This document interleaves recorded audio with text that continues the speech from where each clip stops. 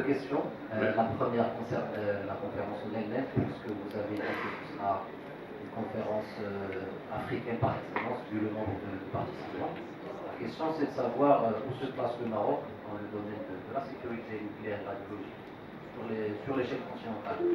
Et la deuxième question, peut-être relevant un petit peu du cadre de vulgarisation, et ça rebondit sur la question de M. Chourabi, c'est vous avez parlé d'assistance ou d'intervention dans le cadre d'une situation urgente.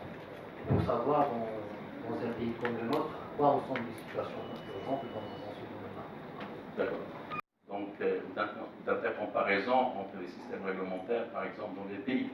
Mais je peux vous assurer que, rien que par le nombre d'Africains maintenant qui souhaiteraient venir au Maroc pour être formés, pour voir le modèle marocain, tellement on a de demandes, même cette semaine, on a par exemple quelqu'un de Madagascar.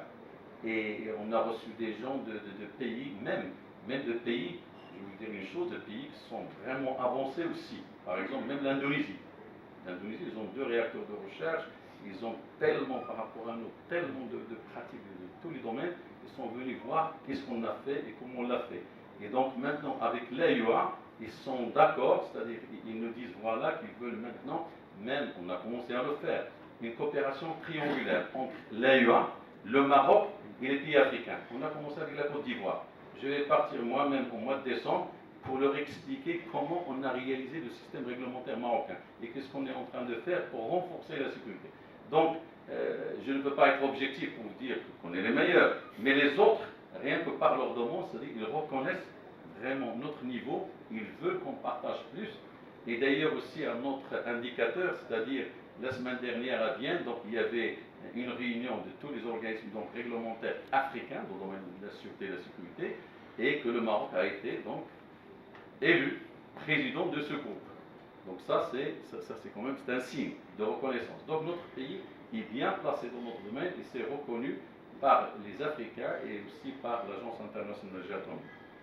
Monsieur le Président, sur votre exposé bien détaillé, on est loin de savoir beaucoup de choses. C'est M. Fakir, bref,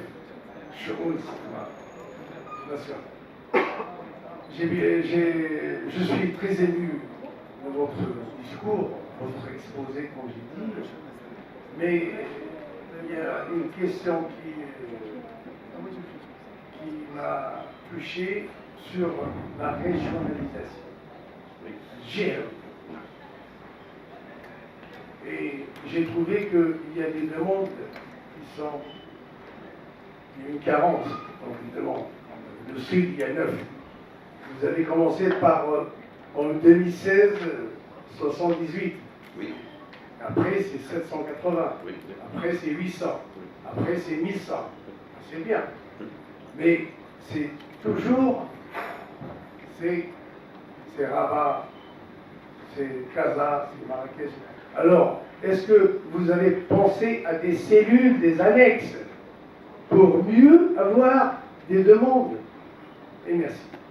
Notre réponse est basée sur ce qui existe, c'est-à-dire, qu'on le veuille ou non, le nombre de pratiques, soit dans le domaine médical, industriel ou de recherche, l'axe Casablanca, Rabat, Mohammedia, Fnetra, c'est de loin, plus de 50%. Donc même au point de vue autorisation, au point de vue inspection, il faut que ce nombre-là reflète le nombre de pratiques. Vous voyez, il y a un lien. Et je vous assure, à chaque fois, quand on établit un programme pluriannuel, et quand on voit vraiment le problème même mensuel des inspections, la première question que je me pose, d'ailleurs, je l'ai dit à mes collègues, mais je ne vois pas Versif. Et je vous assure, c'est inclus. Mais seulement, c'est proportionnellement au nombre de pratiques. C'est-à-dire, là où il y a plus de pratiques, par exemple Casablanca, il y a plus d'inspections. Tout simplement parce que ce qu'il faut, c'est que les doses, ou bien la pratique médicale, on essaie vraiment de tout faire pour que ce soit vraiment conforme à notre réglementation et aux normes internationales. Et je vous assure qu'il y a une proportionnalité Donc si le nombre est faible, par exemple, pour les quelques régions, c'est parce que le nombre, par exemple, vous n'allez pas trouver, par exemple, un centre de médecine nucléaire. Vous n'allez pas trouver, par exemple, une radiothérapie. Et donc, c'est-à-dire, ou bien, ça va venir. Et je vous assure, c'est programmé. Et c'est-à-dire, exactement. Et là, pour nous, donc, si vous voyez, donc, même les inspecteurs, maintenant, ils sont formés, on tient compte de cette projection. On sait combien, par exemple, dans le pipe, par exemple, pour la radiothérapie, on sait ce qui, par exemple, la médecine nucléaire. Et nos cadres nos inspecteurs sont formés, et je vous assure qu'on aura la capacité de couvrir ça d'une manière adéquate. Pourquoi?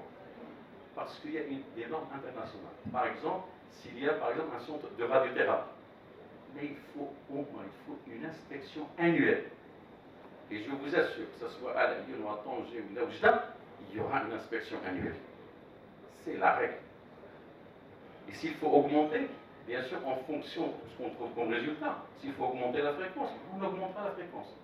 Mais je vous assure qu'on fait très attention à la Jihaouia, de très près, sans exception. Mais votre question est pertinente. Merci encore une fois.